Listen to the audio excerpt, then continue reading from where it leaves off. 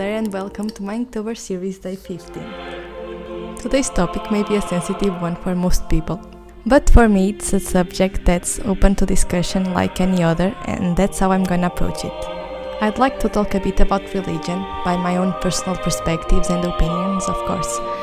I don't mean to imply that my views on this subject are more accurate or realistic than anyone else's, nor I believe that my way of living and perceiving things is better than others. I simply believe that communication is key to evolution, and sharing our thoughts and listening to others is the only way for us to grow, both individually and as a society. So I'll start off by talking about communication itself. We, as a species, as animals in this planet, are very weak physically. We don't have the strength, speed, nor defensive or offensive mechanisms like claws and huge teeth. The only way we can survive is through teamwork. We are like little ants who leveled up and don't need to build houses out of dust anymore. If we think about monkeys, for example, they may be very like us, but their ability to survive on any conditions is still way better than ours, not to mention their elasticity. The one thing we have that they don't is verbal language. Of course, all species communicate between their equals, but as far as we know, that communication is made by growls, smells, dances, and things like that. None of them have something that only us humans have developed, an actual verbal language. Our body structure changed, and we got able to stand on 2 feet, and our skulls got wider, and our jaws modified.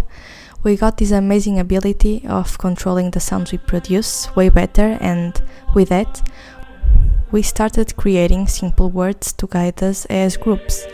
Simple words turned into simple sentences, sentences turned into full ideas linked between them, creating logic.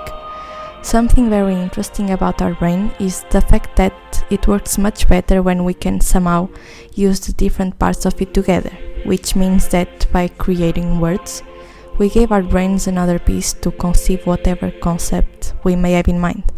For example, if I say the word water, you'll automatically picture an image of water in your head. You may even hear it, see it moving.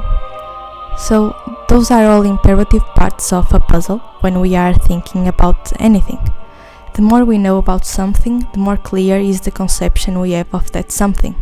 So, basically, in order to survive as a species, we developed our ability of communication more than any other species. We created language, and therefore, we turned out to be able to think about whatever we are knowledgeable about. This amazing capability of thinking, in its turn, developed another side of our brain, imagination. The ability of mixing the knowledge we have in different ways, creating things we never saw before. For example, if I mention the concept of rabbit and the concept of blue, mixing them together, blue rabbit, you can clearly imagine a blue rabbit. It makes no sense in the real world, it's something that doesn't exist, and yet we can all see it in our heads. So, imagination was the product of an overdeveloped brain that can mix concepts and ideas and express them to others, being it through words, paintings, music, whatever type of language you can think of. And imagination, like every other characteristic of our bodies and minds, is a pivotal piece of our survival. Through imagination, we were able to create utensils to hunt and harvest, to protect ourselves from hunger. We turned skin and fur into clothes to protect ourselves from cold, and we also create something to protect ourselves from fear, from the unknown, from death itself, religion. We are just simple animals who are trying to survive. Our instincts tell us to avoid any type of danger by fearing it. And naturally, death is the biggest danger of them all, so it's only natural that our brains would somehow try to shield us from it in whatever way they could. So we began to believe in the afterlife because it's the only way that could not be a problem to us, the problem that we could never solve, or at least the problem we couldn't solve so far. Because of course no one wants to just stop existing.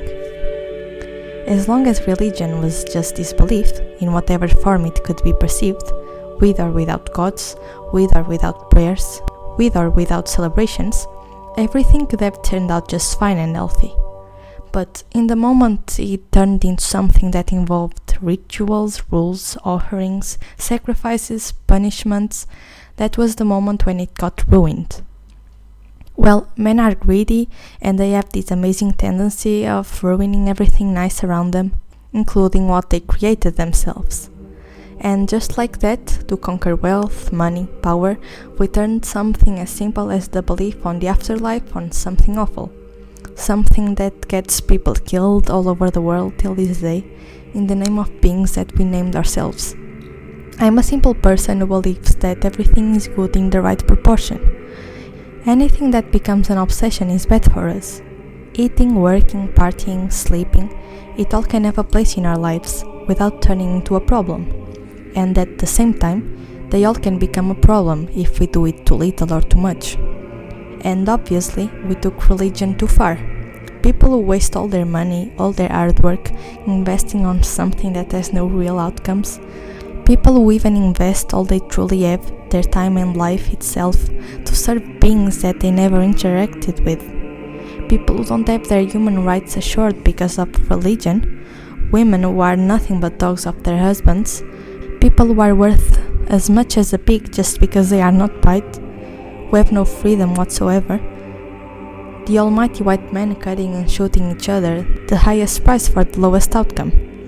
A stack up of death is, when the idea in the first place was to protect us from the idea of death itself. Our powerful brains turned us into insensitive beings, incapable of feeling compassion and empathy for those around us. We are so blind, making our way through our repulsive conquest of power, the one thing that was supposed to turn us more and more into brothers who care for each other, getting us killed. And that's what I wanted to portray on this painting. For me, religion, as many other obsessions, is a poison. The poison that privileged men shed on those who have no power, to control them, to use them, to enrich and have a better life at the cost of others' well-being.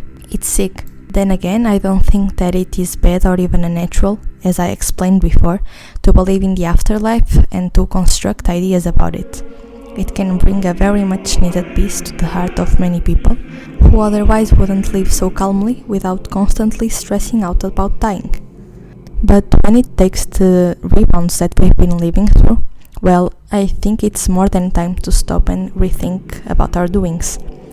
To live a healthy life, it's fundamental to understand our place and our nature, to accept ourselves as we are, to comprehend that our bodies have their boundaries, and that there are things we cannot perceive or comprehend about this world, but the one thing we are able to understand, and we must never forget, is that we are one group.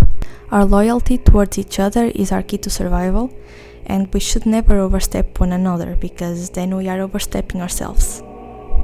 We need each other, we are happier if our neighbor is happy as well. Our unsound greed brings absolutely nothing good to us, either as individuals or as a group who walks towards evolution. Thank you if you stayed until now. I know this was a huge ramble about a lot of smaller subjects, but I felt like it was well needed to fully explain what this piece means to me. And to mash it up, I just wanted to clarify that religion is or should not be something bad, but this piece is a criticism to what we have done with it. At the end of the day, it's just an example of how many people mistreat others, abusing their power, their wealth, their position, and etc. I hope you enjoyed the video, and I'll see you soon. Bye bye!